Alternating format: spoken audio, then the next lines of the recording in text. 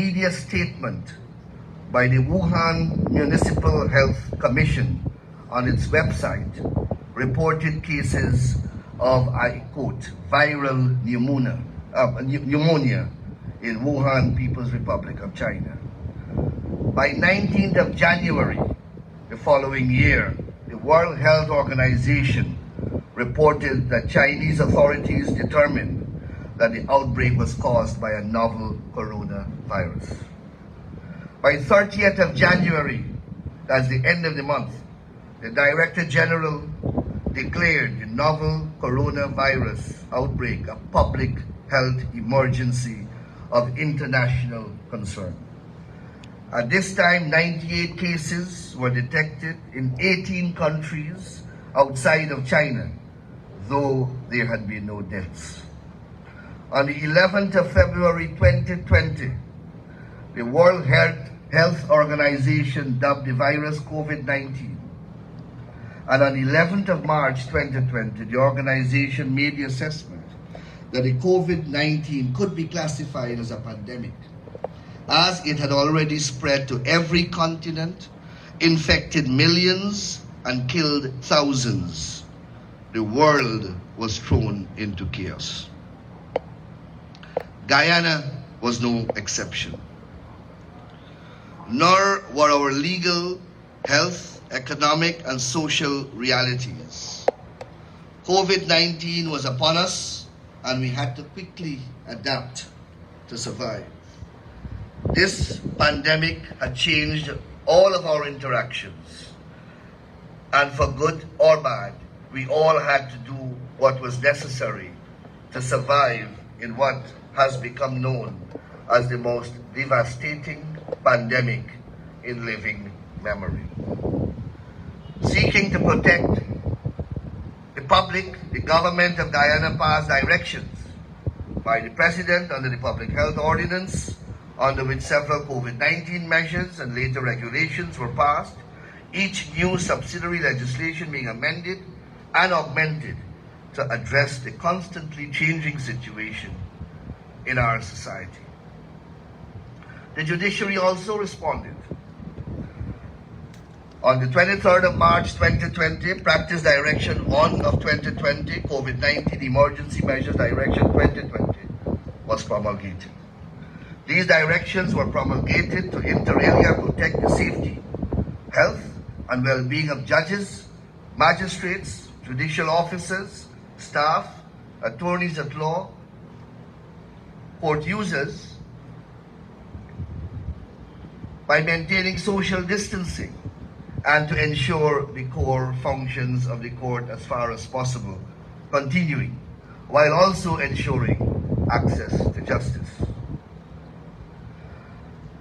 By this direction, all chamber matters and full bench sitting matters of the Court of Appeal were suspended for 1 month, with the exception of urgent applications and appeals, which were to be conducted by a judge in chambers via telephone conference or electronic means as far as possible. In-person hearings were reserved for urgent applications only, and social distancing protocols were strictly enforced. Where full bench hearings were deemed necessary, it was curtailed to the minimum time, and submissions as well as speaking points were to be filed well in advance to minimize the time needed for oral arguments. Those were the protocols relevant to the Guyana Court of Appeal. The High Court. Regarding the High Court matters, with the exception of urgent matters, all civil matters were initially suspended for 1 month, for a 1 month period, subject to prevailing public health conditions. Instead of in-person hearings, hearings were conducted as far as possible by electronic means, including via email, telephone, Zoom, or Skype, and other such technological platforms. Magistrates Court.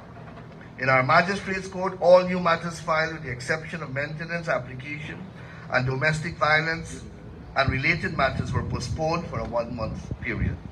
Additionally, magistrate courts started to operate on a roster or call basis, sitting 1 day per week in each district.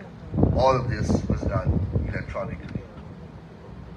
The Supreme Court Registry, though it remained open to the public, saw a reduction in staff and operating hours. Further, and quite revolutionary in Guyana's context, the registry started to allow litigants to file documents electronically. In addition to these specific provisions, officers of the court were given the flexibility to determine how hearings took place and how judgments, decisions, and orders may be given. Requests for adjournment could now be made and still be made electronically by letters or via telephone calls. Adjournment dates also started to be and still are communicated via email, telephone, Skype, and other electronic means. These provisions and their role in ensuring access to justice, even while millions of lives were snuffed out worldwide, must be lauded. And I take this opportunity to congratulate the judiciary and all its staff for carrying out that role and allowing that system to work, and indeed allowing us to advance the rule of law in this new normal. The question that we should ask is, did it work? And I speak here from the context of there being some return to normalcy. And therefore, it is an opposite time for us to reflect on that period to see whether it worked or not. While we may laud the system implemented, what can we look to? What can we identify as evidence of its success? Well, it is my view that there are multiple examples of successes of this system in the new normal. In the midst of this physical shutdown of courts, which graduated to virtual courts, the legal fraternity stood tall and rose to the occasion of adjusting to the new normal. We could no longer operate as we used to. Technology and internet became indispensable. We heard of Zoom for the first time, and e-meeting and teleconferences became the norm rather than the exception in our day-to-day and other operations. Every tier of the judiciary was activated, from the Caribbean Court of Appeal to the Court of Appeal of Guyana, the High Court, to the magistracy, and during this pandemic. And I pause here to say that Guyana as a country, we had a different and added dilemma in our midst. We just concluded an elections, March the 2nd, 2020, in the midst of the pandemic. We had political and turmoil in this country, and many proceedings during that period were filed in the court system. I speak of an application by Riaz Holadar. I speak of the matter of Eslyn David against Chief Elections Officer. I speak about Yulita Grace Moore against Jack Dale and Guyana Elections Commission. I speak of Messenger Jones and the Guyana Elections Commission. These cases were filed at a very difficult time in this country. Many of our citizens were unsure about the future of our democracy. Our Constitution was on trial. The rule of law itself was on trial. And every tier of our judiciary, the higher judiciary, the High Court, the Full Court, the Court of Appeal, and the Caribbean Court of Justice were activated in this period. And each delivered decisions dealing with multiple technical legal issues involving submissions, in some cases coming from more than a dozen lawyers.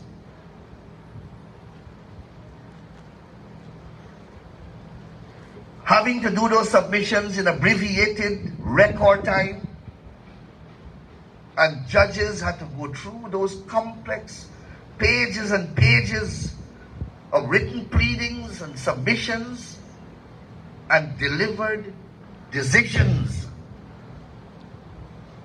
in the fastest possible period in our recorded history of judicial decisions. We may not agree with all those decisions, but we cannot fault the legal system and the legal profession for standing tall during those periods, and despite the difficult public health environment and despite all the new, were able to deliver decisions in time, and today our country has been returned to normalcy. And that is why I say that period alone, in my humble view, has shown that the legal fraternity, the judiciary and the legal profession, acquitted itself with great distinction in serving the people of our country.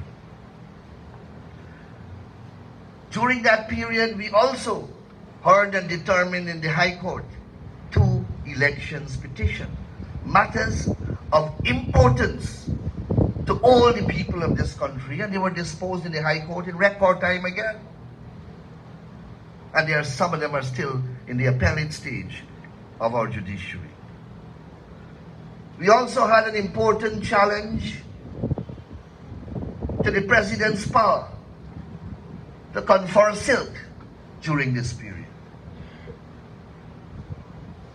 That matter was addressed also with a decision, I believe in record time as well. Then quite recently, we had what is now described as the famous decision of Marcus Bisram, traveling all the way through our court system during this very pandemic period, starting all the way, I believe, at Skeldon Magistrates Court, and graduating itself to the High Court. It made one journey already, all the way to the Caribbean Court of Justice, under another name. And then the principal guy, Bisram himself, started another journey. Both concluded during this period. I cited those cases because those are some of the most important judicial pronouncements emanating from our courts since independence. And they all happened, they all took place during that great period on the challenge that we are reviewing.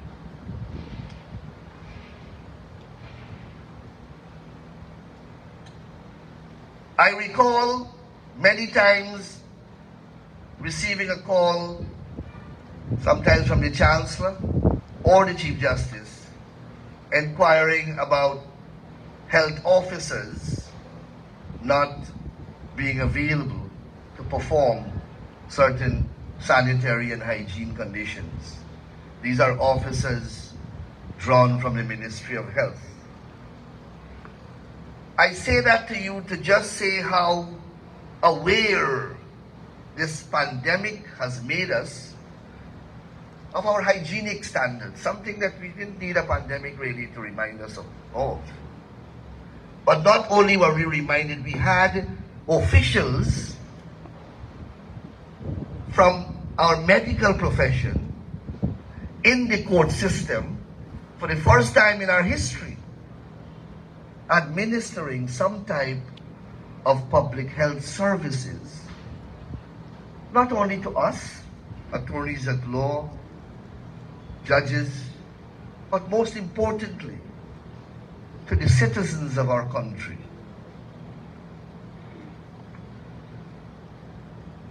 And the pandemic itself excited a lot of litigation. I recall reading a case going all the way up the New Zealand court system dealing with challenge to COVID regulations. We had our own challenges here. Several cases were filed challenging different incarnation of the COVID regulations. I had the privilege to appear. I remember describing Her Honor, the Honorable Madam Justice Fidela Corbin, as our most important senior COVID judge. Her Honor having heard, I believe, most of the applications challenging COVID guidelines and COVID matters. And the Caribbean was no different. They had to cope with similar challenges. In Trinidad and Tobago, for example, the Court of Appeal delivered that landmark decision in Achille Charles against the Attorney General of Trinidad and Tobago, in which the Court of Appeal struck down the Bail Act of that country, as the Bail Act prohibited the grant of bail for murder. And then you had that famous case involving Mr. Satmaraj, a sedition matter, in which the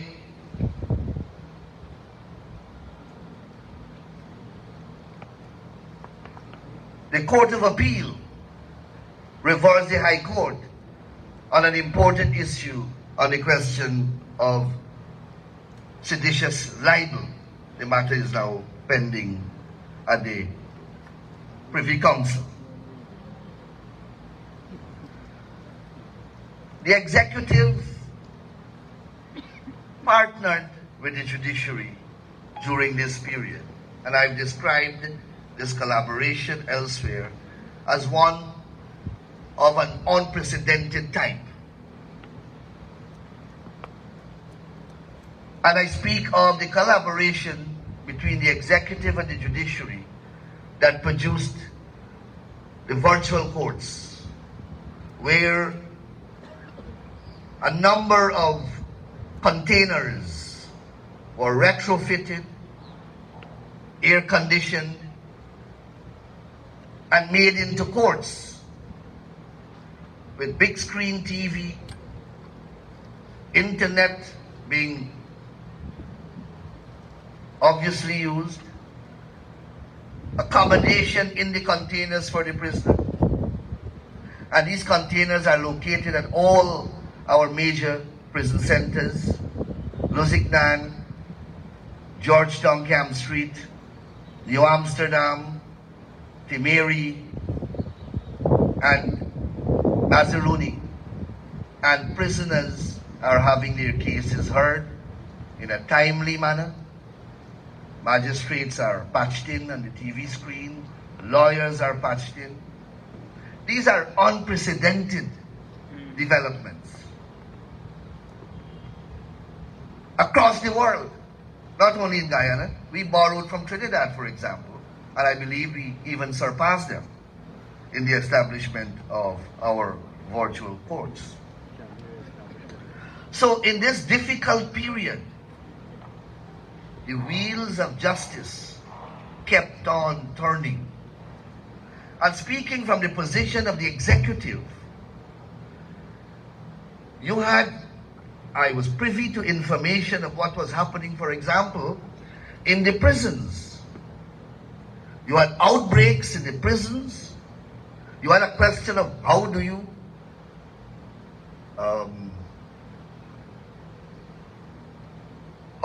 curfew so many people? How do you isolate so many prisoners? Where do you isolate them? And naturally, there were periodic violent eruptions. You had to contain that situation.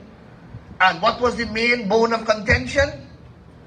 Their cases were not being heard,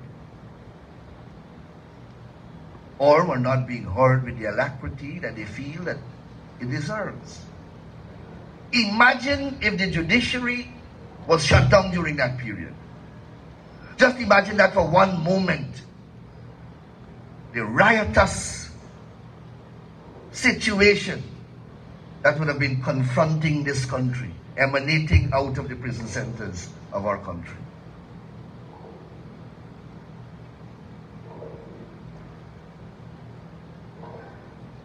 The fact that we were able to innovate, the fact that we were able to collaborate, the fact that we were able to tap into technology and devise these new mechanisms, we were able to provide an outlet to those type of frustration. In addition to everything else, the fact that we have heard all the other cases and attended to all the issues relating to justice and access to justice. And these new undertakings that we have now embarked upon have brought great savings. It is no longer, well, during this period, we didn't have to. And again, challenging public health circumstances and constraints. Transport prisoners by air, by sea, by river, from the various prison centers to the courts across the country. The costs alone that involved are exorbitant.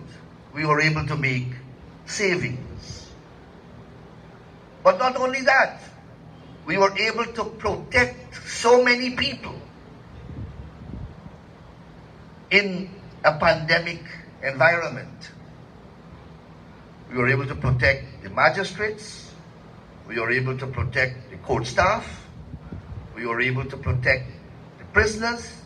We were able to protect the lawyers because we were minimizing human contact, physical human contact. One of the ways that we were told that the disease was being spread, the virus was being spread.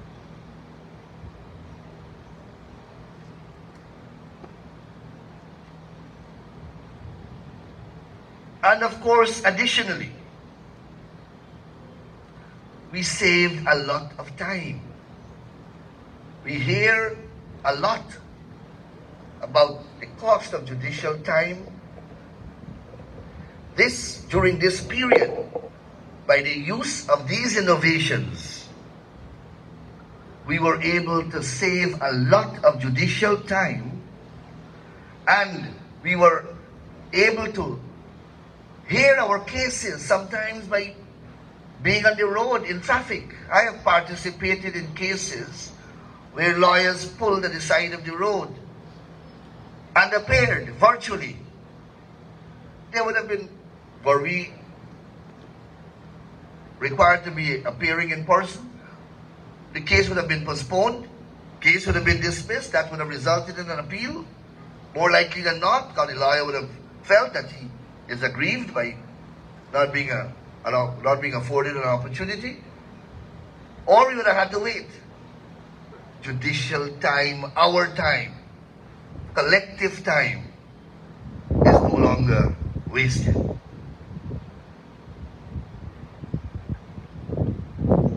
While the innovations necessitated by the pandemic resulted in unprecedented collaboration between the executive and the judiciary, it also increased and enhanced relationship between the bench and bar.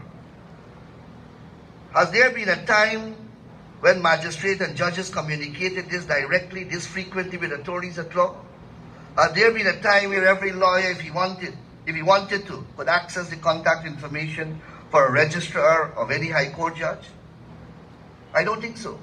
I want to believe that these interactions have resulted in better relationships between the bench and the bar, and better relationships between the bench, and the better relationship between the bench and the bar can translate to more effective management of cases and ultimately the advancement of the rule of law in a post-COVID-19 era.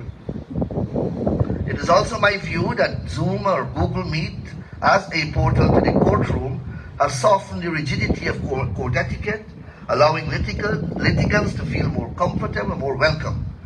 It is no secret that litigants have long been intimidated by the judiciary, its formality, by its mysticism. If I am right about this, I am sure we can work together to forge new ways to ensure that litigants are fully comfortable within these hollowed walls, virtual or physical, of this institution which is tasked with vindicating their rights. Going forward, today it seems that COVID-19 is in the decline, and some would say we are slowly returning to the way things were, to normal. Well, I say that we should never return to the way things were. And I say that a blend of what obtained before, coupled with the system which we have implemented, should form an integral part of the new normal to propel the machinery of justice. Virtual courtrooms have the ability to instantaneously transport judges, magistrates, attorneys at law to courtrooms, and when the hearing is over, they are immediately transported back to their homes, offices, cars, or their local bar. This reduction in time needed to travel allow these officers to shift focus to other matters much quicker. However, we must not abandon it. At the same time, there is a certain thrill, a certain familiarity, which we advocates through obtaining from attending court to stand in those halls, those hallowed halls, to argue our clients' cases to the best of our ability, and then to trade hugs, smiles, and stories on the corridors afterwards. Make no mistakes, those rooms and those corridors play an astronomical role in ensuring that this fraternity that was joined remains a fraternity. As such, we must all, the executive, the judiciary, and the bar, work together to forge a path which allow us the benefits of the ways as well as the benefits of the innovations we have found, implemented, polished, and which we have made work for us. An electronic filing system has been a boon to many attorneys, allowing them to file that outstanding document 1 minute before 4 p.m. without breaking a sweat, while undertaking to file hard copies on a subsequent day. But this facility is incomplete. We should not wait for another emergency before we start looking forward. The truth is that it should not have taken a pandemic to force us to make these changes. It should not have been taking monumental hardship to convince that we should take steps that can benefit us.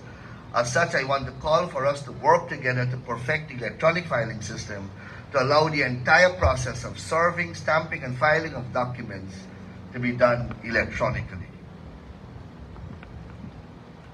Before I close, I want to offer some judicial sentiments expressed about the use of technology, especially during this period. The significance of technology in our court system and the very evolution of trials during the pandemic were discussed in an important Privy Council decision from the Turk and Caicos. The Attorney General of Turk and Caicos against Misick et al., 2020, United Kingdom Privy Council, page 30. That case concerned the lawlessness of subsidiary legislation made on the emergency power by the governor to enable court sitting to be carried out remotely with the judge located outside the Turk and Caicos. The case also concerned the fairness of allowing a part-heard criminal trial to continue to be remotely heard by video link in circumstances where the prosecution case had been presented in the court in the ordinary way, and it was the defense evidence and case which had to be given remotely. Of course, this brought to the forefront the equality of arms issue in a criminal trial, the disparity that I've been speaking about recently, especially in the magistrates' court between the defense and the prosecution. The board held at paragraph 69 of the judgment as follows, and I quote, "It cannot be said that it would be unfair for any part of the trial to be conducted remotely. COVID-19 has necessarily required court procedures in many countries to be adapted so as to enable courts to continue sitting, and the use of audio-visual link has been of great assistance in enabling them to do so. It cannot be said that it would be unfair for any part of the trial to be conducted in this way. While jury trials raise distinct issues, there is no intrinsic reason why video links cannot be used in criminal proceedings. And I end by quoting what their lordship said at the very first paragraph of their judgment. The COVID pandemic has presented many challenges to justice systems around the world. Whilst it is essential to ensure that justice can continue to be both administered and accessed, means need to be found to enable this to be done safely and without endangering public health. And that is exactly what we have done during this period. I think here in Guyana we have come a long way from our pre-pandemic days of paper filing and only in-person hearings. We have adapted to this deadly pandemic, albeit now ameliorated, and we have persevered while ensuring the delivery of justice without endangering public health. After all, as a collective, the legal fraternity, isn't that our ultimate goal in this new normal? The overall task may be difficult, but these are the last 2 or so years have shown us that we are capable of much. So judges, magistrates, attorneys at law, let us hold hands as we purposefully look forward to the future. Let us hold hands as we proactively search for solutions to the challenges that still afflict us, and let us hold hands as we implement these measures, all while ensuring that we continue to advance the delivery of justice in the new normal. I thank you very much.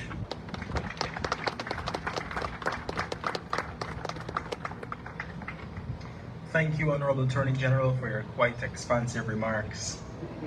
I want to welcome Ms. Tiffany David, attorney at law, who will be doing a cultural item. She is accompanied by Mr. Jeter Harris on keyboards.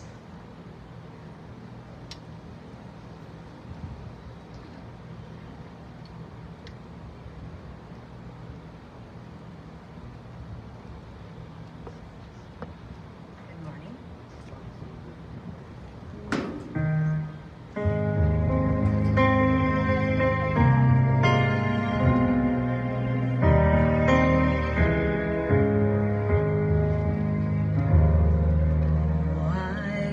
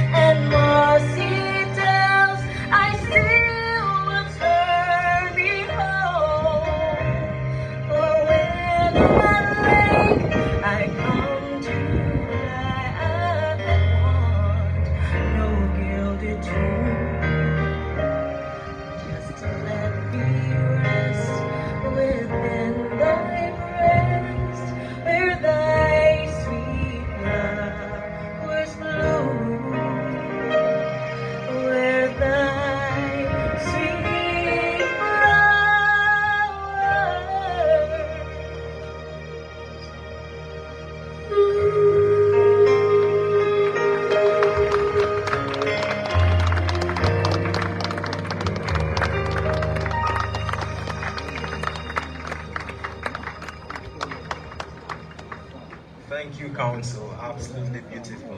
You'll be happy to know that I taught her to sing that song. We're going to have our feature remarks at this time by the Honorable Justice Yonet Cummings Edwards, OR CCH, Chancellor of the Judiciary, acting. Ladies and gentlemen, please help me welcome the Honorable Chancellor.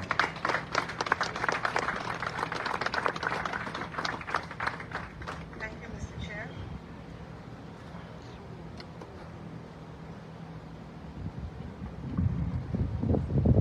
Speaker of the National Assembly, Honorable Attorney General, Honorable Chief Justice, Excellencies of the Diplomatic Corps, represented herein by the High Commissioners and Ambassadors, Britain, Canada, USA, India, China, and the EU, Justices of Appeal, Judges of the High Court, particularly those in the Assizes, Commissioners of Title, Director of Public Prosecutions, members of the Bar Council, Ms. Pauline Chase, Mr. Keoma Griffith, and other attorneys at law, particularly members of the Inner Bar and members of the Outer Bar, Mr. Robin Stobie and Ms. Ali of the Inner Bar, Deputies with Solicitor General, the Chief Magistrates, Senior Magistrates, and other magistrates, the Commander, Mr. McBean, Ms. Hermanstein, Ms. Daniels, and other officers and ranks of the Guyana Police Force, Registrar and Deputy Registrar of the Supreme Court, Registrar and Deputy Registrar and Assistant Registrar of the Deeds Registry, Registrar and Deputy of the Commercial Registry and Land Registry, Dr. Kim Kite of the University of Guyana, Chief Marshals and Marshals, officers of the court, members of the media, esteemed ladies and gentlemen, good morning. I believe it's still morning. Permit me first to extend heartiest congratulations to the Guyana Bar Association for having first ever Law Week, the first of its kind, or the inaugural Law Week, and using the theme Advancing the Rule of Law in the New Normal. And we heard before that the Bar Association is passionate about the rule of law. So hence this theme is apt because of the times in which we operate, the times in which we live, and the value that the Bar Association attaches to the rule of law. Now, there are many philosophers who are credited with discussing the rule of law, but perhaps Professor A.V. Dicey is the one who is credited with introducing that term, rule of law. And his conception of the rule of law, he gives us three basic principles, and briefly that no man is punishable except for a distinct breach of the law. He deals with the supremacy of the law. Number two, every man, whatever be his rank or condition, is subject to the law of the realm and amenable to the jurisdiction of the court.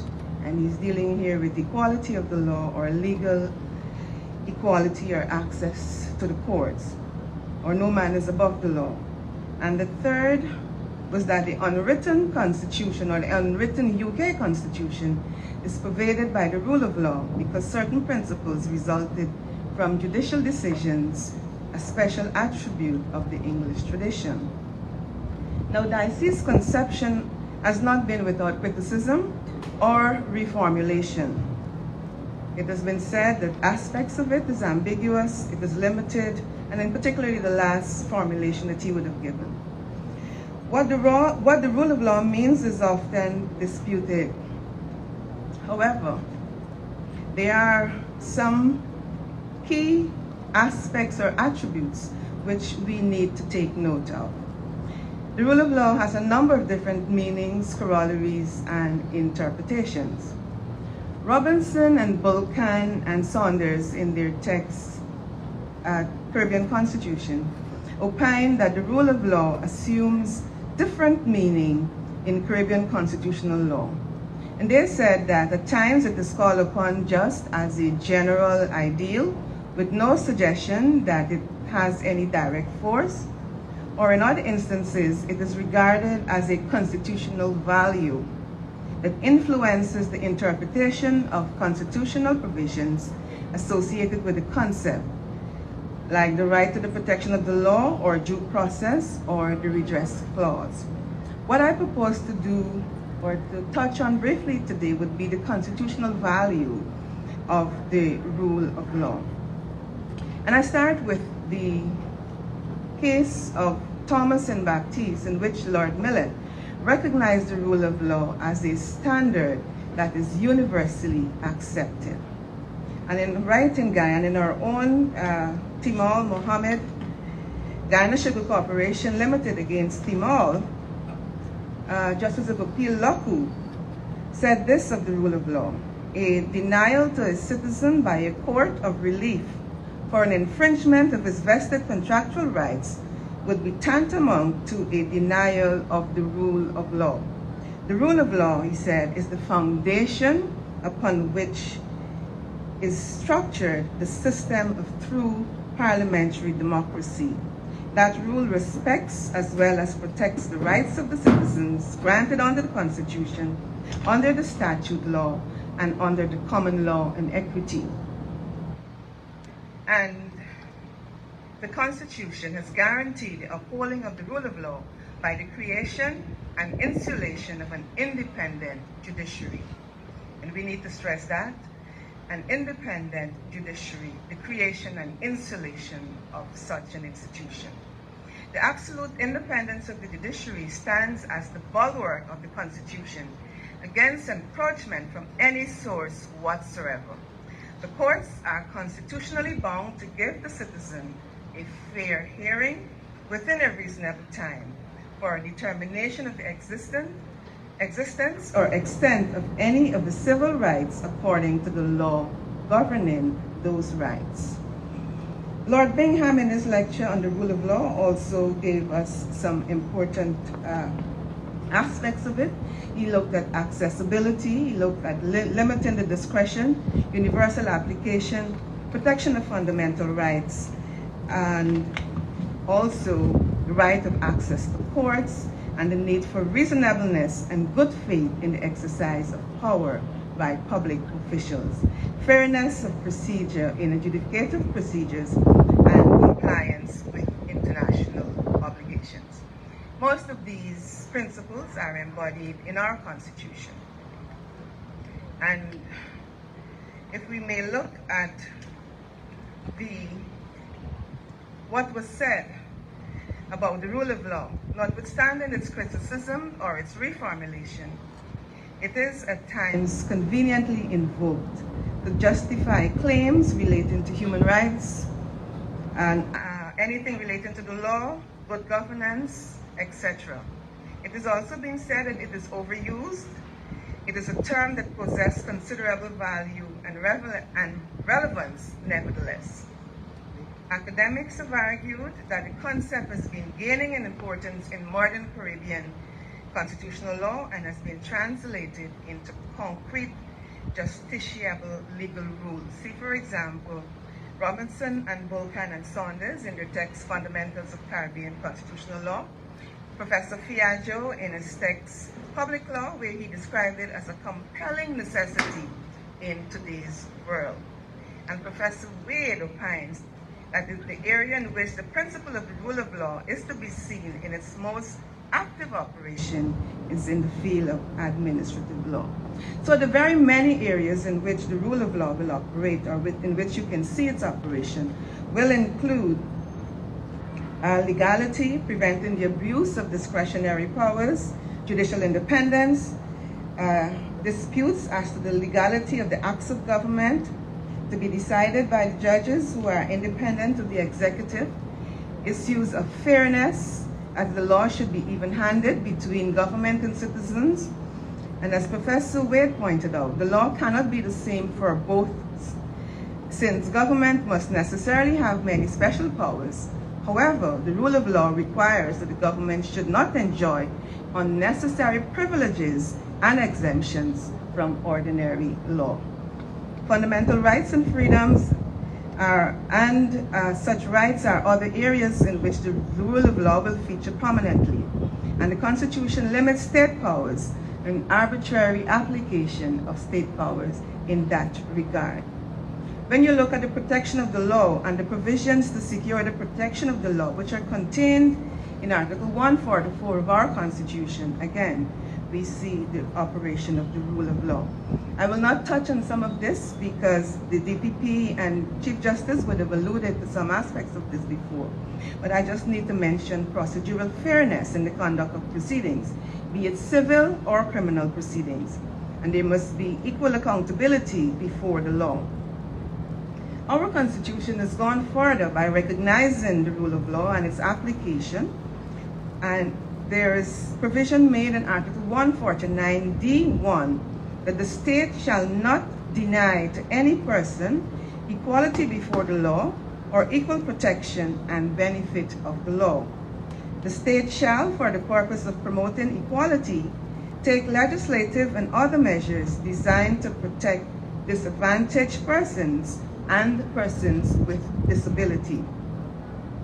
Our Constitution further expands the definition of equality by stating that equality includes the full and equal enjoyment of all rights and freedoms guaranteed by or under the Constitution or any other law. Now, access to justice, you would have heard, another important principle of the rule of law. Citizens must have access to an independent and impartial tribunal to have their disputes resolved. They must be given opportunities to enter the courts.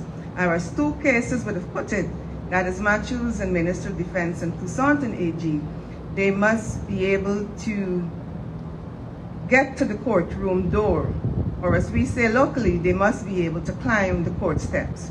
I would go a step further and say, apart from climbing the court step or getting to the court door, they must be given a hearing, and they must enter the courtroom and address the court by themselves or through counsel.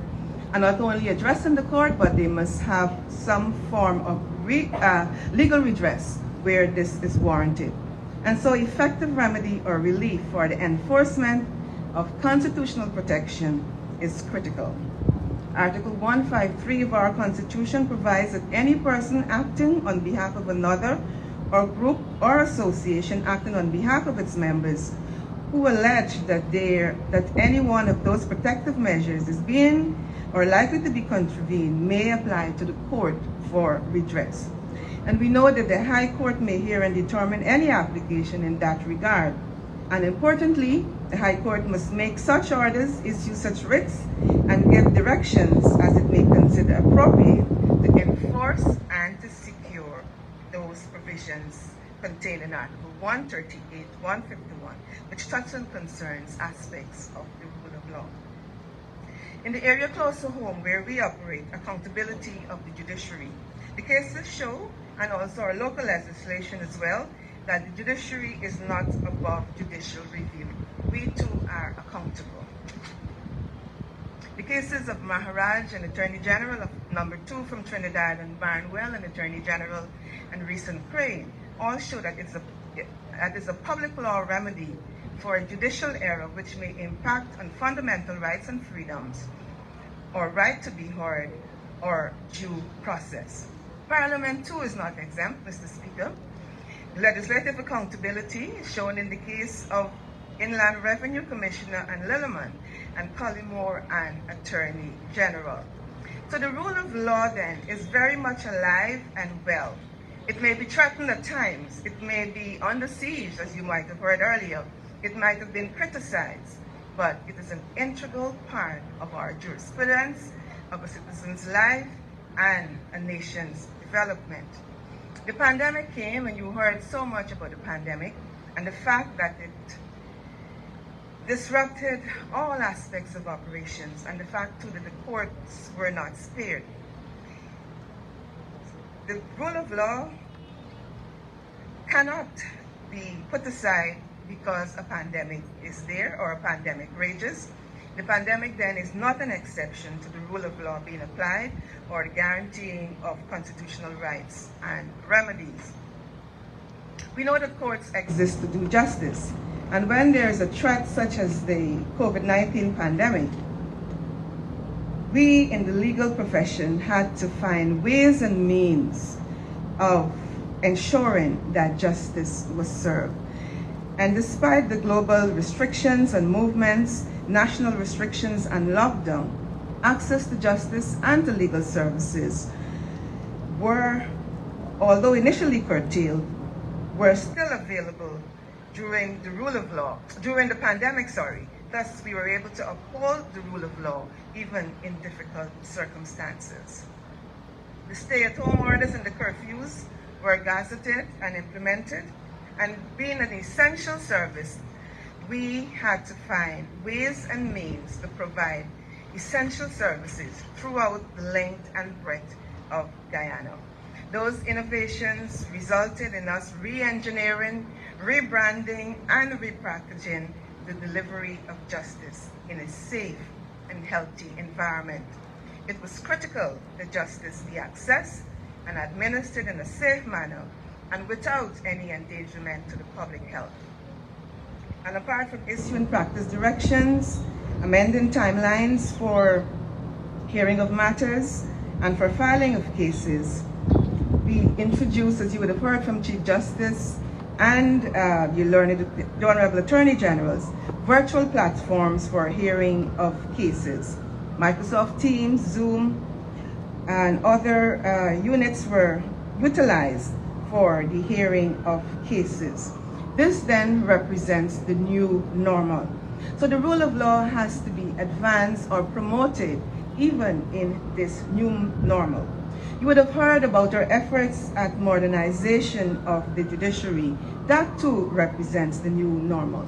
The communication strategies that were implemented by us, which previously were unheard of. The hearings that we would have had part in person and part virtual or blended hearings. And the important partnership was provided by stakeholders within the justice system and within the diplomatic service.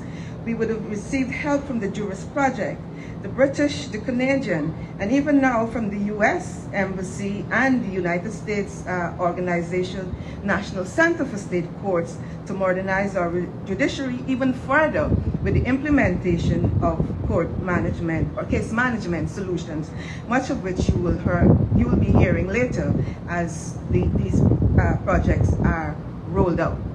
So then, having set the scene about the rule of law, what it entails, and how it has affected the operations of the court, and the fact that it was not held in abeyance during the COVID pandemic, and we are in the new normal, I throw the question out to the attorneys, to the bar.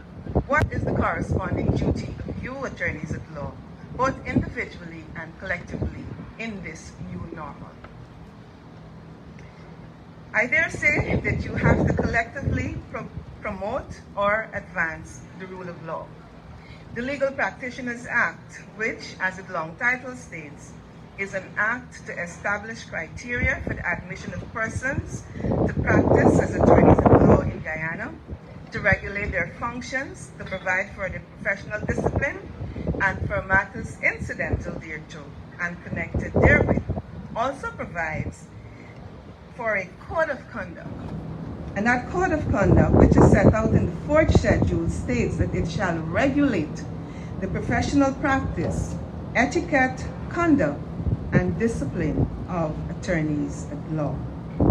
And there's one heading under the code of conduct, which is titled Rule of Law. And that explains why the Bar Association is so passionate, as Mr. Griffith said, about the rule of law. It is even legislated in that regard.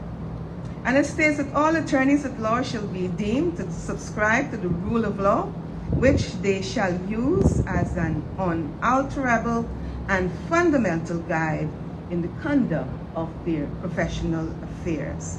Very important in that regard. It also provides that every attorney at law shall encourage public respect for and strive to improve the administration of justice.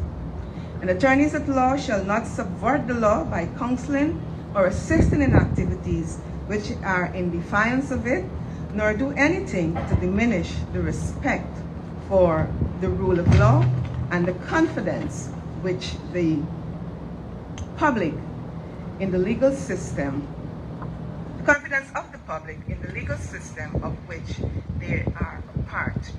Attorneys at law shall refrain from making irresponsible allegations of corruption or partiality that may tend to weaken or destroy public confidence in legal institutions. And finally, attorneys at law shall obey and show respect for the law. So you have quite an important role to play, and that important role is seen when one looks at the role of an attorney at law, the conduct and etiquette at the bar, the fact of what you're called upon to do, and importantly, service, and more importantly, the fact too that you have an important part to play in the administration of justice as a whole. I urge you, therefore, to take your responsibility seriously, an important role to perform in serving the needs of the people and upholding the rule of law. Now, it is stated in the book of Luke, chapter 12 and verse 48, that to whom much is given, much is expected, or much is required. And you, members of the Bar Council and attorneys at law, much is expected of you, and much is required of you. The author, or the writer Marvel Weber, writing about the origins and history of bar associations, spoke about the earliest association of the bar in relation to the U.S. And this is what the writer said. The earliest associations of lawyers that I have found reference to in this country, that is USA, was an association that existed in New York from 1744 to 1770. Patriotic impulses led to its formation. They organized at that time for the purpose of resistance to the encroachment of the British Crown in the exercise of the King's prerogative. Mr. Kieran G. Strong, in his book Landmarks of a Lawyer's Lifetime, described their activities as follows, and I quote, "In 1763, the then governor, called Waddler Golden, undertook to enforce the rule of law." We're talking about 1763, and the rule of law has been important since then, and even before then, and it's also important today. So the governor undertook to enforce the rule of law, that the governor and the King's Council could review on appeal the facts found by a jury and nullify the verdict. The associated lawyers rose in opposition, and when the question was to be finally tested, he could find no lawyer to undertake to argue it in his behalf. He assailed the association as a dangerous influence, tending to enlarge the powers of popular government by deprecating the powers of the Crown, and suggested measures intended to end the domination of lawyers. Surely, all honor is due to the sturdy patriots of the bar, who not only jeopardized the pursuits of their profession, but also their lives in resisting the tyranny of the king and his officers. So we have an example way back when of the role, the important role that the Bar Association has to play in upholding the rule of law also. Despite the ravages of the pandemic and the new normal, you members of the legal profession have to recalibrate, you have to be re-energized, be revitalized, and be committed to upholding the rule of law. You may want to consider additional roles in your sphere of activities. When we look at the recent events of the American Bar Association, just recently in providing an evaluation of a nominee's integrity for the position to the U.S. Supreme Court. The nominee's integrity, professional competence, and judicial temperament were called upon the Bar Association were called upon to give an opinion on that aspect for the nomination, as we all know, of Judge Ketanji Brown Jackson. And the Bar Association was able to say that she was well qualified and recommended, they do not recommend or endorse the candidate, but they will give information to Congress whether that person is well qualified or not qualified. And so we see the expanded roles that might be available for you, even as you strive to uphold the rule of law. There is a Latin saying, justice be done, though the heavens fall. Let the rule of law be maintained, and let the rule of law be upheld, even in a pandemic, even though the heavens may fall, even though it may appear that the entire world may be grinding to a halt. The rule of law must not be compromised, it must not fail. I thank you so very much for your courtesy of listening.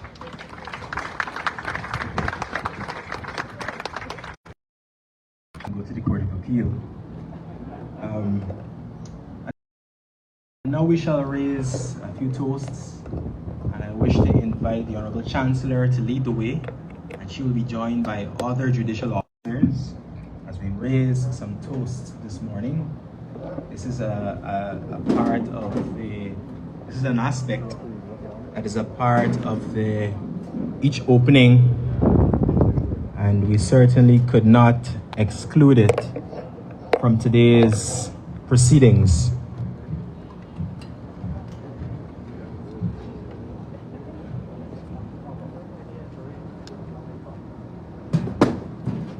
And so you'll remain seated where you are because we have glasses for all of you.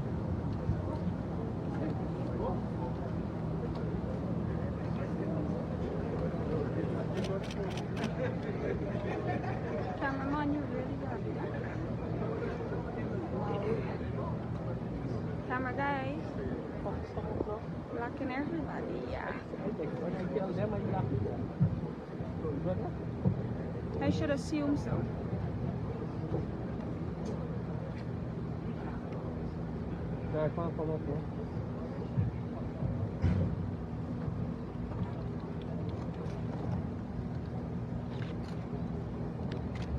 Okay, bar the shoulder bar.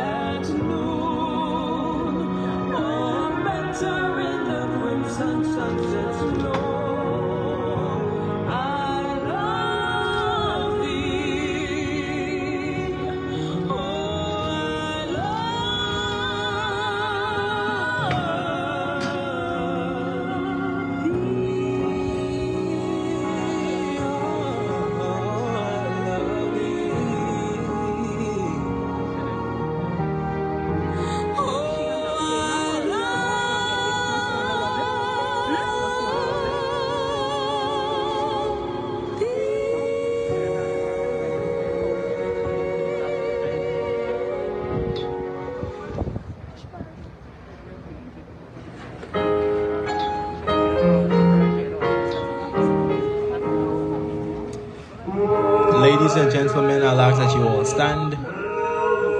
Sure. As we invite, well, firstly, the Honorable DPP has asked to be excused, and we will go right into the toast. We'll invite the Honorable Chancellor to lead the way.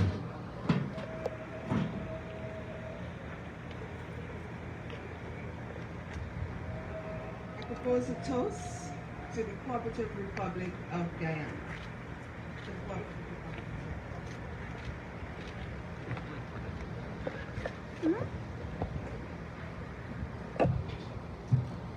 I propose a toast to His Excellency, the President of Guyana.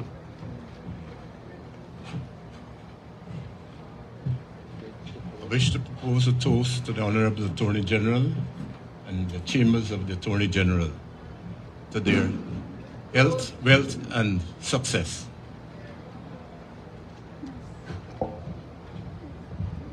I propose a toast to the Director of Public Prosecutions and the Chambers of the Director of Public Prosecutions.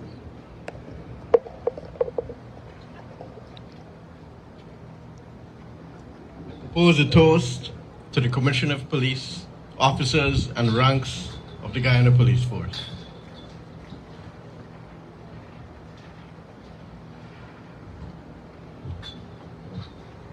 I propose a toast to the Director of Prisons, officers, and ranks of the Guyana Prison Service.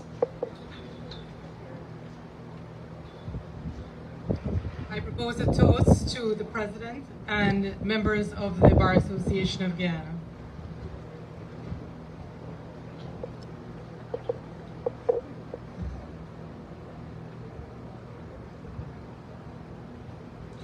I wish to propose a toast to all justice sector stakeholders, present and past, whose combined contributions, dedications, and efforts have contributed immensely to preserving and upholding the dignity of the rule of law.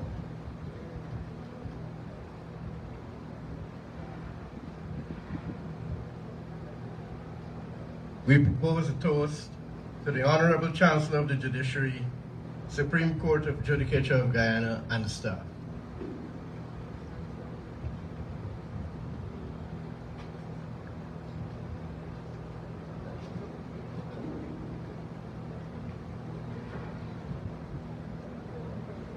And of course, we propose a toast to our distinguished members of the Diplomatic Corps, Your Excellencies.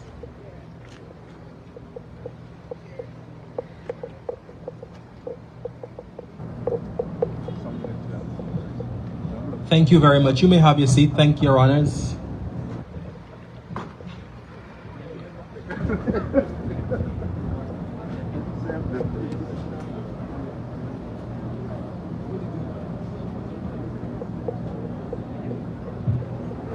I wish to invite Mr. Kamal Ramkaran, attorney at law and bar council member in the Bar Association, who will take us through the appreciation and closing. Have you pulled this up? Wait, hold on. No, wait, hold on. No, move your hand from there. Move your hand. Honorable Chancellor of the Judiciary.